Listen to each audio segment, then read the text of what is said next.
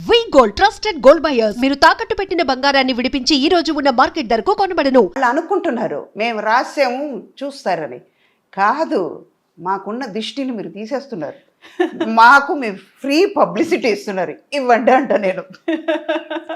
పాజిటివ్గా ఉంటే ఓకే అమ్మ. అందులో మీరు చెప్పినట్టుగా ఇలాంటి ఇష్యూస్ వీటన్నిటి గురించి రాయడం అనేది ఒక రకంగా ఇంతకుముందు చెప్పినట్టు అదేదో టీఆర్పీ, మాకు వ్యూస్ వస్తాయి, సబ్స్క్రైబర్స్ పెరుగుతారు, రెవెన్యూ వస్తుంది, ఇవన్నీ అనుకోవడం ఉంది చూడండి. అది ఈ మధ్య కాలంలో విపరీతంగా పెరిగింది అనేది.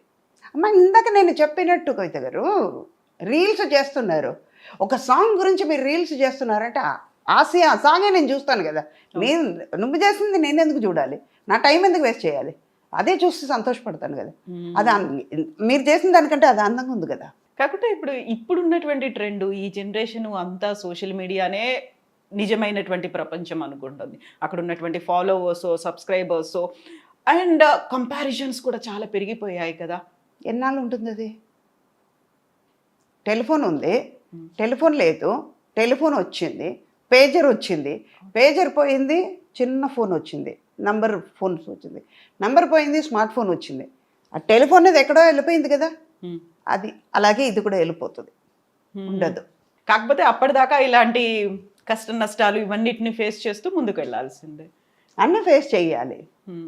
Take it as a positive, take it as a lesson. నేను మీ ప్రీవియస్ ఇంటర్వ్యూస్ చూసినప్పుడు I don't want to dig the past, నేను దానికి వెళ్ళాను. కాకపోతే బోల్డ్ అని ఇవన్నీ జరిగిన తర్వాత వాటన్నిటి నుంచి సుధమ్మ బయటపడ్డారు. చాలా కాన్ఫిడెంట్గా, నేను బోల్డ్ అన్నాను, నేను మళ్ళీ చాలా చాలా కాన్ఫిడెంట్గా ఉన్నారు. సెల్ఫ్ గురించి ఆలోచిస్తూ ముందుకు వెళ్తున్నారు. సైకలాజికల్గా ఎఫెక్ట్ పడకుండా మీ మీద మీరు ఫోకస్ పెట్టుకొని వెళ్తున్నారు.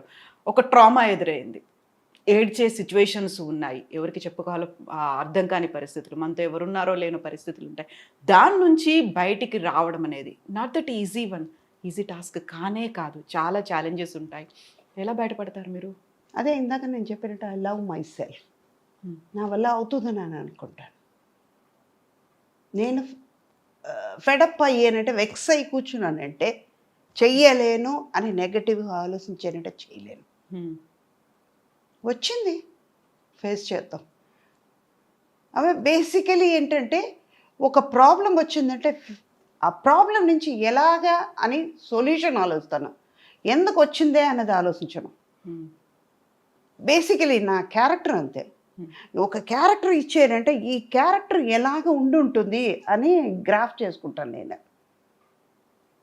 ఆ తర్వాత నా క్యారెక్టర్ చేస్తాను. అలాన్నప్పుడు లైఫ్లో కూడా అంతే. వచ్చింది, జరిగింది, పెయిన్ అనుభవించిపోయేది నేను, అనుభవించి చూద్దాం. అది కూడా లెసన్. అంటే ఒక లెసన్ దొరికింది నాకు, ఒక ఎక్స్పీరియన్స్ దొరికింది, దాటి బయటకు వస్తాం.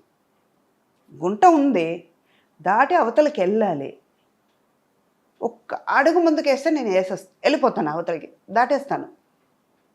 అయ్యో గుంట ఉందని నేను ఎందుకు కింద చూస్తా, దాటగలుగుతానని వెళ్ళిపోయాను. అక్కడ మంచిగా ఉంది, గుంట నా వెనకాల ఉంది, వెళ్ళిపోయింది. అలా ఆలోచించి నేనే నాలో క్వశ్చన్ నేనే, ఆన్సర్ నేనే, సమాధానం నేనే చేసుకుని కంట్రోల్ చేసుకుని బయటపడ్డా. అండ్ వన్ మోర్ థింగ్, ఇప్పుడు మా కాలం, మా మదర్ కాలం, వాళ్ళ కాలంలో చెప్తే ఒక సపోర్ట్ ఇచ్చేవాళ్ళు. ఇప్పుడు యాజ్ పర్ మై నాలెడ్జ్, నా ఎక్స్పీరియన్స్ వరకు సుధా గారికి అయిపోయిందిరా, అయిపోయింది. ఆవిడ ఇంకా ఇప్పుడు ఫేస్బుక్లో రాసిన వాళ్ళలాగానే కదా. వాడు నేను ధైర్యంగా బయటకు వచ్చి చెప్పానంటే వాళ్ళు ఇంకా రాయలేరు కదా.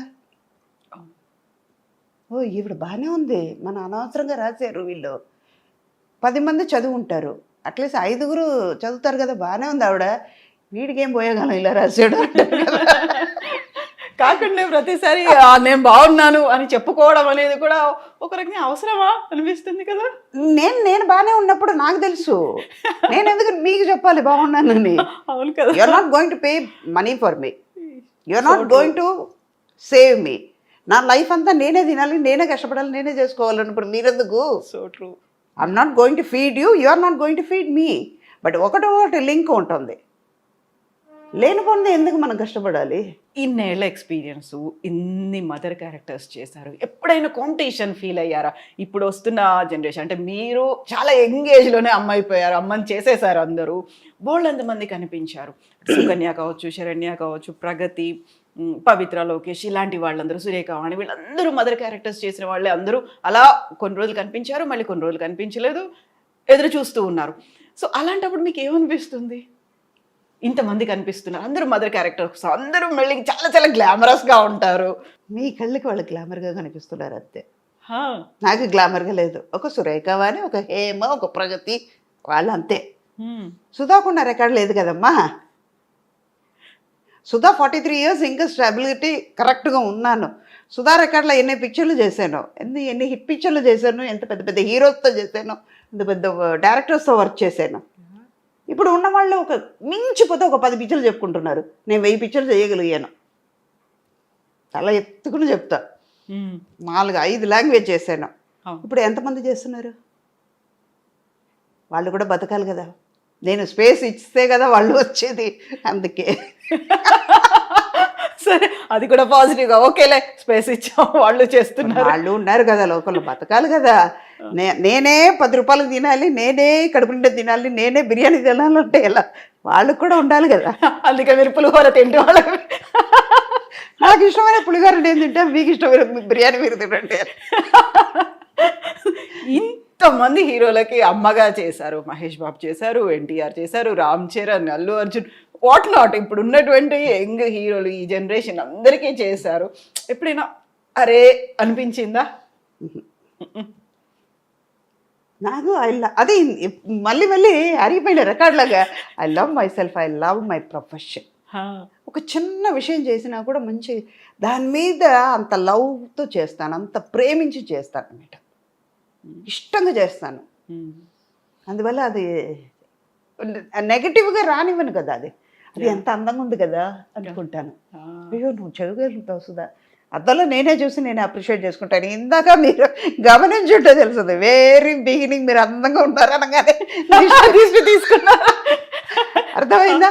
అలాంటి మనిషి నేను. అందుకే ఏది నాకు పెద్దగా అనిపించదు. Take it easy policy. కూల్గా ఉంటాను, టెన్షన్ తీసుకోను, చల్తా అలాగే.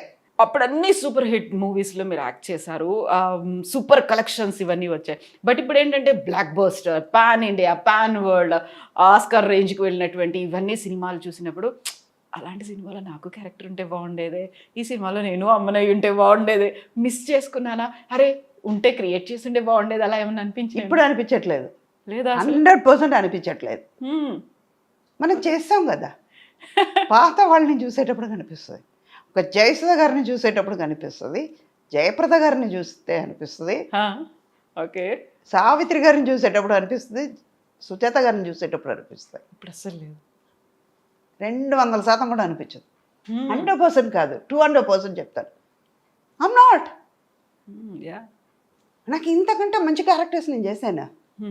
ఆమె చెప్పుకోవచ్చు, మన్మధుడు చెప్పుకోవచ్చు, నువ్వు లేక నేను అలాంటి క్యారెక్టర్ నేను చేసిన తర్వాత గ్యాంగ్ లీడర్ చేశాను. అలాంటప్పుడు నేను ఎందుకు ఇప్పుడు ఉన్నది నేను కంపేర్ చేసుకోవడం? వీళ్ళెవరు నాకు పోటీ కూడా కాదు. వాళ్ళ ఏజ్, వాళ్ళ క్యారెక్టర్ ఇప్పుడు ఉన్నది అంతే. సుధా ఫుల్ ఫ్లెడ్జ్గా క్యారెక్టర్స్ చేశాను. నా కోసం అని కొన్ని క్యారెక్టర్స్ ఇచ్చే డైరెక్టర్స్తో వర్క్ చేశాను. అలాంటప్పుడు నేను వీళ్ళందరినీ ఎవరిని పోటీ కాదు, రాలేరు. పోటీ సుధా అంటే సుధాకు మాత్రమే పోటీ. రీప్లేసర్ అంతే, ఆల్టర్నేటివ్ రీప్లేస్మెంట్లు అసలు ఏమీ లేవు. ఇంకా సుధా లేరా, ఓకేలే అని వెయిట్ చేస్తూ ఉంటారు. కానీ సీనియర్ ఎన్టీఆర్ గారితో చేశారు, జూనియర్ ఎన్టీఆర్ గారితో కూడా చేశారు. ఆ మెమరీస్ అనేవి ఎలా ఉంటాయి అసలు? ఆ ఫ్యామిలీలో అందరితోనూ వర్క్ చేశాను. బాలకృష్ణ గారితో చేశారు. అంటే ఇది ఏంటంటే అక్కడ సీనియర్ లేదు, జూనియర్ లేదు, అందరితోనూ వర్క్ చేస్తాం అన్నది అక్కడ. అలా ఫ్యామిలీ అంటే ఇప్పుడు ఎన్టీఆర్ గారి ఫ్యామిలీతో చేశారు, చిరంజీవి గారి ఫ్యామిలీతో చేశారు, అండ్ నాగార్జున గారి ఫ్యామిలీతో చేశారు. ఇలా ఫ్యామిలీ జనరేషన్లు లక్కీగా ఇప్పుడు కొంచెం తగ్గింది కాబట్టి, లేకపోతే ఇప్పుడు కూడా అంటే మనకి రోజు బిర్యానీ పెడితే బోర్ కొడుతుంది కదా, అందుకే సుధా కాకుండా ఇంకోళ్ళు తీసుకొచ్చి పెడదాం కొన్నాళ్ళకి చూద్దాం. అదే 2 రోజులు బిర్యానీ తిందాం, ఆ. 3వ రోజు ఆటోమేటిక్గా పెసరట్టుకి వెళ్తాం, 3వ రోజు ఉప్మాకి, 4వ రోజు ఉప్మాకి వెళ్దాం.